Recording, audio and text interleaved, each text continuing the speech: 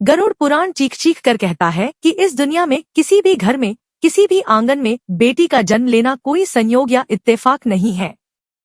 जब किसी घर में एक बेटी अपनी पहली सांस लेती है तो वह सिर्फ एक बच्ची का जन्म नहीं होता, वह उस ब्रह्मांड का एक बहुत बड़ा फैसला होता है। भगवान हर किसी को बेटी नहीं देते। आज मैं आत्म रहस्य के इस मंच से गरुड़ पुराण के उस सबसे खूबसूरत लेकिन सबसे ज्यादा रुला देने वाले पन्ने को खोलने जा रहा हूँ। गरुड़ पुराण में यमराज और पक्षीराज गरुड़ के बीच आत्माओं के सफर को लेकर एक बहुत ही गहरा और रहस्यमयी संवाद है। उसमें स्पष्ट बताया गया है कि मृत्यु के बाद जब कोई आत्मा यमराज के दरबार में खड़ी होती है तो उसका अगला जन्म यूं ही तय नहीं होता। आत्मा को वहां नहीं भेजा जाता जहां जगह खाली हो। आत्मा को वहां भेजा जाता है जहां उसका उद्देश्य हो, जहां उसका कर्मों का कर्ज हो। और जब बात एक स्त्री योनि, एक बेटी के रूप में जन्म लेने की आती है तो यमलोक के नियम बहुत बदल जाते हैं। हम बचपन से सुनते आए हैं कि बेटियां नसीब वालों को मिलती हैं, पर क्या आपने कभी सोचा है कि वह नसीब आखिर है क्या? वो नसीब कोई आसमान से टपकी हुई चीज नहीं है। वो नसीब आपके यानी उस पिता के पिछले जन्म के कर्म है। गरुड़ पुराण का सबसे कड़वा और नंगा सच सुनिए। शास्त्रों में वर्णन आता है कि जब इंसान के पिछले जन्मों के पाप या कर्ज बहुत भारी होते हैं, जब उसने पिछले जन्म में किसी का बहुत पैसा खाया होता है या किसी को बहुत तकलीफ दी होती है, तो प्रकृति उस कर्ज को वसूलने के लिए उसके घर में एक बेटे को जन्म देती है। जी हाँ, आपने बिल्कुल सही सुना। ज्यादातर घरों में बेटे सिर्फ और सिर्फ उस पिता का पुराना कर्ज वसूलने, उसकी संपत्ति का बंटवारा करने और उसके पुण्यों को भोगने के लिए आते हैं। यह वह आत्माएं होती हैं जिन्हें आपसे कुछ लेना होता है। लेकिन इसके बिल्कुल विपरीत, जब किसी इंसान के पिछले जन्मों के पुण्य अपने चरम पर होते हैं, जब उसने पिछले जन्म में बिना किसी स्वार्थ के लोगों की मदद की होती है, भूखों को खाना खिलाया होता है, किसी रोते हुए इंसान के आंसू पोंछे होते हैं, तब वो प्रकृति उस इंसान को फल देने के लिए उसके घर में एक बेटी को जन्म देती है। बेटी वो आत्मा होती है जिसे आपसे कुछ लेना नहीं होता, बल्कि वो आपको अपना सब कुछ देने आती है। यही वजह है कि आपने अक्सर देखा होगा कि जब किसी घर में बेटी का जन्म होता है तो उस घर की ऊर्जा, उस घर का आभा मंडल अचानक से बदल जाता है। जो पिता कल तक बहुत कठोर था, बहुत गुस्से वाला था, जो छोटी छोटी बातों पर झल्ला उठता था, वह अपनी उस छोटी सी बच्ची को गोद में उठाते ही बिल्कुल मोम की तरह पिघल जाता है। उसके अंदर से एक ऐसी करुणा, एक ऐसा प्रेम फूट पड़ता है जिसके बारे में उसे खुद भी नहीं पता था। यह कोई चमत्कार नहीं है, यह उस पवित्र आत्मा का कमाल है। गरुड़ पुराण कहता है कि बेटियां अपने साथ ब्रह्मांड की सबसे शुद्ध और सबसे कोमल ऊर्जा लेकर आती हैं।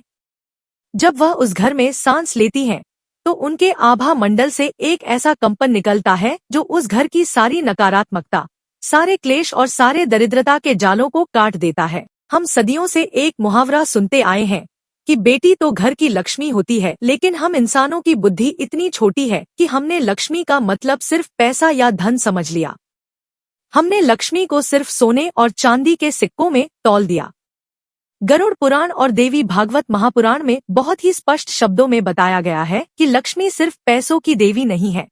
लक्ष्मी संतुलन की देवी है, लक्ष्मी शांति की देवी है, लक्ष्मी चेतना और करुणा की देवी है। और यह लक्ष्मी, यह सकारात्मक ऊर्जा उस घर में कभी नहीं टिकती जहां लोगों का आपस में अपमान होता हो, जहां बात बात पर गालियां दी जाती हो, जहां स्त्रियों को पैरों की जूती समझा जाता हो और जहां सिर्फ और सिर्फ स्वार्थ का बोलबाला हो।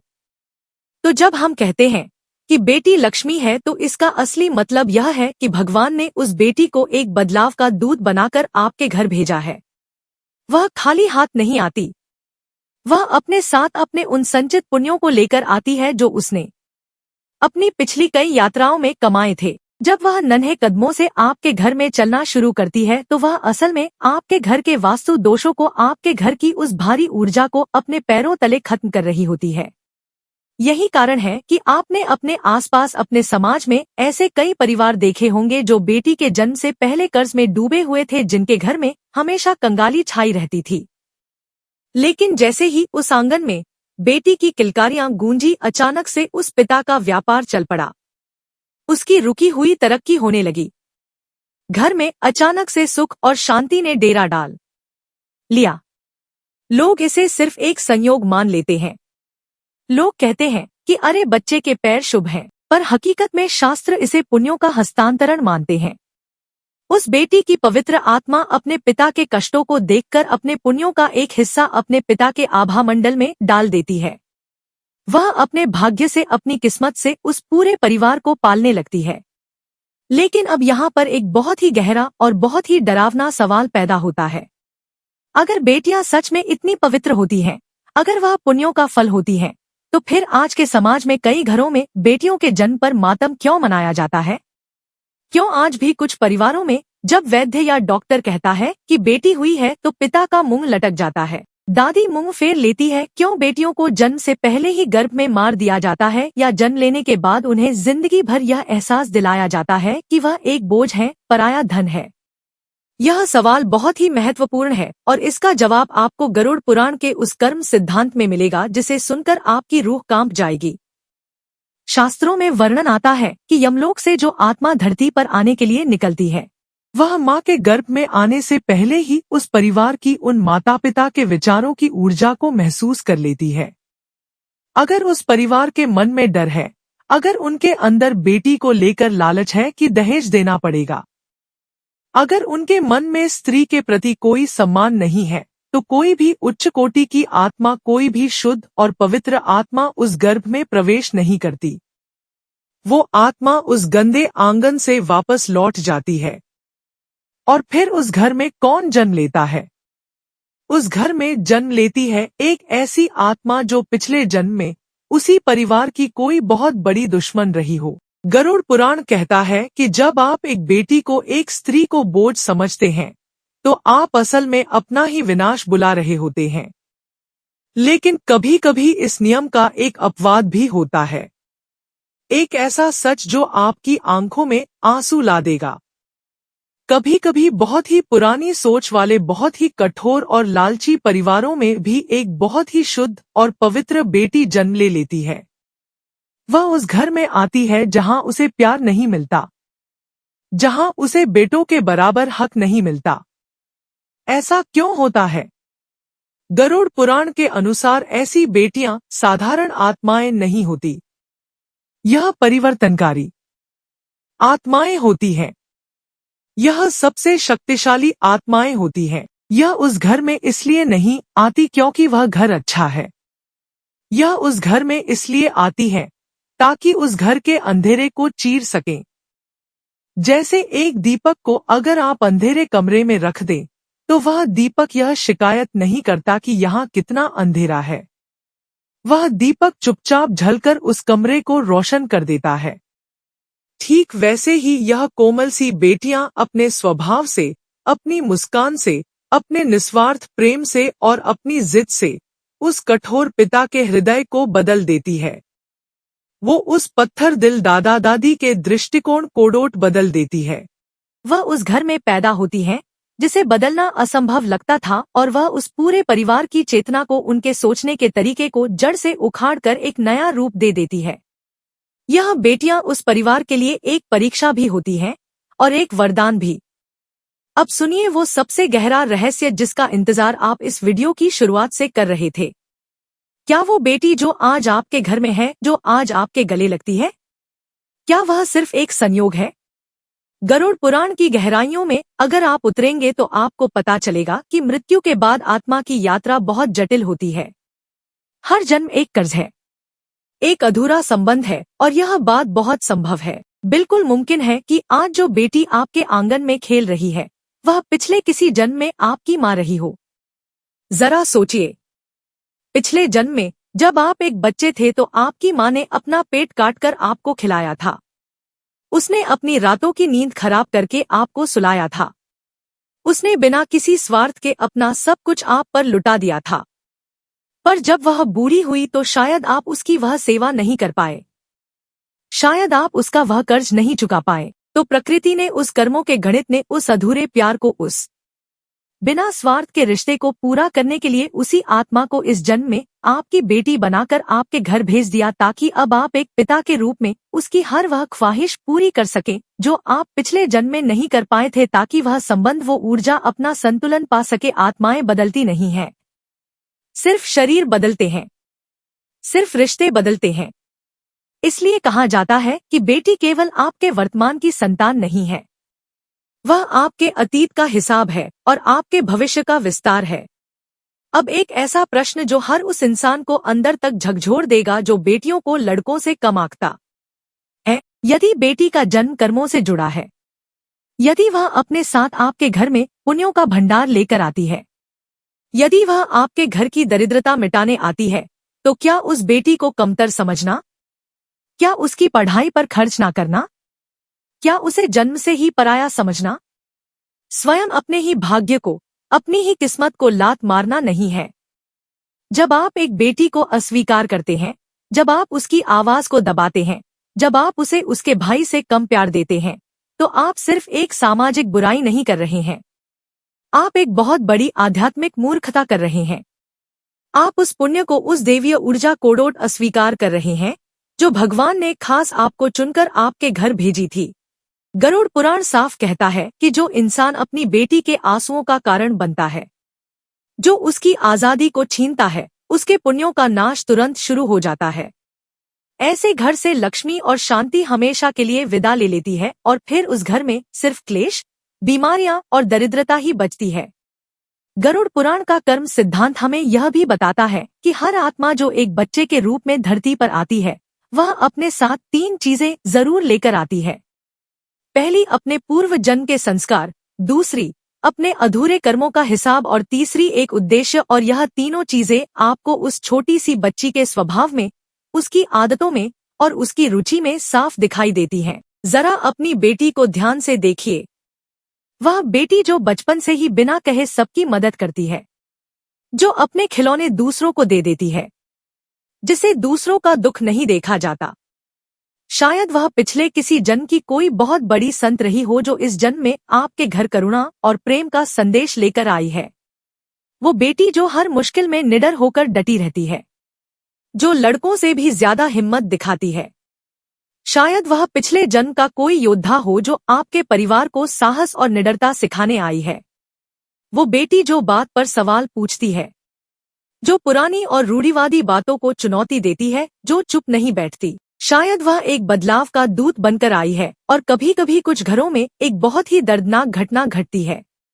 कभी कभी एक बेटी घर में जन्म लेती है, पूरे घर में खुशियां भर देती है, सबको अपना दीवाना बना लेती है, और फिर बहुत ही कम उम्र में किसी बीमारी से या किसी हादसे में वह इस दुनिया को छोड़कर चली जाती है। माता पिता टूट जाते हैं, वो भगवान कोड़ोट कोसते हैं कि तूने उसे दिया ही क्यों था जब वापस छीनना था। पर गरुड़ पुराण इस असहनीय दर्द का भी एक बहुत गहरा आध्यात्मिक कारण बताता है। शास्त्रों के अनुसार ऐसी आत्माएं वह होती हैं जिनका इस धरती पर और उस परिवार के साथ कर्मों का हिसाब सिर्फ उतने ही सालों का या उतने ही महीनों का होता है। वह आत्माएं अपना कोई बहुत पुराना और छोटा सा कर्ज चुकाने या आपको कोई बहुत गहरी आध्यात्मिक सीख देने के लिए आती हैं। वह अपना संदेश देती है, आपके पुण्यों का संतुलन बनाती है और फिर अपनी असली यात्रा पर परमधाम की तरफ आगे बढ़ जाती है। वह आपके दर्द का कारण नहीं बनती, वह आपकी आत्मा को इस दुनिया के मोह माया से आजाद करने का एक बहुत कठोर माध्यम बनती है। मैं जानता हूँ कि यह सब सुनना बहुत कठिन है, इसे स्वीकार करना आसान नहीं है, लेकिन गरुड़ पुराण का इस ब्रह्मांड का यही सबसे अटल सत्य है। हर जन्म उद्देश्यपूर्ण है, हर सांस की एक गिनती है, हर रिश्ते का एक कारण है। कोई भी जन्म, कोई भी रिश्ता बेवजह नहीं है। तो अब हम उस अंतिम और सबसे गहरे प्रश्न पर आते हैं जिसे हर माता पिता को खुद से पूछना चाहिए। क्या बेटी का जन्म भगवान की तरफ से केवल एक कृपा है या फिर वह एक बहुत बड़ी आध्यात्मिक जिम्मेदारी भी है? गरुड़ पुराण का उत्तर बहुत ही स्पष्ट है। बेटी का जन्म दोनों है। जब कोई शुद्ध और शुभ आत्मा एक बेटी के रूप में आपके घर में जन्म लेती है तो वह केवल आपके आंगन में खुशियां बिखेरने नहीं आती, वह केवल आपके बुढ़ापे का सहारा बनने नहीं आती, वह उस घर की चेतना को, उस परिवार के आध्यात्मिक स्तर को ऊंचा उठाने आती है। और इसके बदले में उस परिवार का, उस पिता का यह सबसे बड़ा कर्मों का दायित्व है कि वह उसे सबसे बेहतरीन शिक्षा दे। वह उसे दुनिया की हर बुरी नजर से सुरक्षा दे, लेकिन सुरक्षा के नाम पर उसे पिंजरे में न बांधे। वह उसे स्वतंत्रता दे। वह उसे अपने फैसले खुद लेने का सम्मान दे। यदि किसी घर में बेटी का जन्म तो बहुत खुशियों के साथ होता है, पर बड़ी होने पर उसे अपने ही भाई के समान अधिकार न मिले। यदि उसके सपनों को, उसकी पढ़ाई को यह कहकर छोटा कर दिया जाए कि तुझे तो दूसरे घर जाना है। यदि उसकी आवाज को अनसुना किया जाए तो गरुड़ पुराण के अनुसार वो घर, वो पिता उस महान आध्यात्मिक अवसर को हमेशा के लिए खो देता है जो भगवान ने उसे दिया था। वह अपने पुण्यों को खुद अपने हाथों से आग लगा देता है। गरुड़ पुराण हमें यही सिखाता है कि जन्म लेने वाली आत्मा और उस परिवार के बीच एक बहुत ही सूक्ष्म और पवित्र अनुबंध होता है। आत्मा अपने संस्कार और पुण्य लेकर आती है और परिवार उसके पंखों को आसमान देने का दायित्व लेता है। यह रिश्ता केवल खाना खिलाने या कपड़े पहनाने का नहीं है, यह उस आत्मा के विकास का है। और जब एक पिता इस दायित्व को पूरी ईमानदारी से पूरा करता है तो उस घर में केवल एक बेटी नहीं बड़ी होती, उस पूरे परिवार की किस्मत, उनकी चेतना और उनका आध्यात्मिक स्तर बढ़ जाता है। मित्रों, आज हमने आत्म रहस्य के इस सफर में एक बहुत ही लंबी और गहरी यात्रा की है। आज हमने गरुड़ पुराण के उन पन्नों को खोला है जो बताते हैं कि बेटी का जन्म केवल एक शारीरिक घटना नहीं है, वह आत्माओं की उस अनंत यात्रा का एक बहुत ही खूबसूरत अध्याय है। हमने जाना कि बेटियां केवल संतान नहीं हैं, वह संस्कार है। वह केवल एक रिश्ता नहीं है, वह एक दिव्य ऊर्जा है जो दरिद्रता को भस्म कर देती है। कोई भी जन्म संयोग नहीं होता। हर आत्मा अपने पूर्व जन्म के कर्मों के अनुसार अपना घर चुनती है। और जब एक बेटी आपके घर को चुनती है तो वह अपने साथ एक मौका लेकर आती है। आपके अंदर के प्रेम को जगाने का मौका, आपकी कठोर सोच को बदलने का मौका और आपके परिवार को भीतर से मजबूत करने का मौका। अपनी बेटी का सम्मान करना केवल मीठे शब्द बोलने से नहीं होता, उसे शिक्षा देना, उसे अपने पैरों पर खड़े होने की ताकत देना, उसे अपनी जिंदगी के निर्णय लेने का साहस देना और उसके सपनों को अपना सपना समझना, यही उसका सच्चा आदर है। और यकीन मानिए, जिस घर में नारी का बेटियों का यह आदर होता है, वहाँ केवल बेटियां मुस्कुराती नहीं हैं, वहाँ साक्षात लक्ष्मी और नारायण निवास करते हैं। यदि आपके घर में एक बेटी है तो आज रात उसे सोते हुए देखिएगा और अपने दिल पर हाथ रखकर भगवान का शुक्रिया अदा कीजिएगा, क्योंकि इस पूरे ब्रह्मांड में भगवान ने आपको चुना है। और यदि आपके घर में बेटी नहीं है तो सड़क पर समाज में दिखने वाली हर बेटी को, हर स्त्री को वह सम्मान दीजिए जो उसे मिलना चाहिए, क्योंकि आपका यही सम्मान, आपकी यही पवित्र नजर अगले जन्म में आपका भाग्य तय करेगी।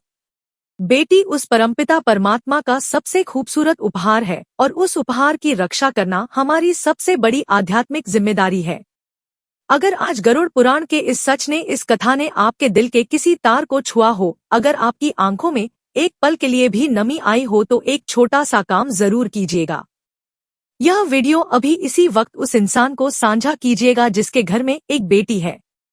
उस पिता को भेजिएगा जो दिन रात अपनी बेटी के लिए मेहनत करता है। और उस इंसान को भी भेजिएगा जिसे शायद आज यह सत्य सुनना बहुत जरूरी है। और हाँ, नीचे टिप्पणी में पूरे गर्व के साथ अपने दिल की पूरी सच्चाई के साथ लिखिएगा, बेटी मेरा वरदान है, ताकि ब्रह्मांड की उस ऊर्जा तक आपका यह संदेश पहुंच सके। ऐसे ही गहरे आध्यात्मिक और जीवन को बदल देने वाले रहस्यों के सफर में मेरे साथ जुड़े रहने के लिए आत्म रहस्य चैनल से अभी जुड़ जाइए। अपना और अपने घर की उन लक्ष्मी स्वरूपा बेटियों का बहुत बहुत ख्याल रखिएगा। वह नारायण आपके आंगन को हमेशा खुशियों से भरा रखें।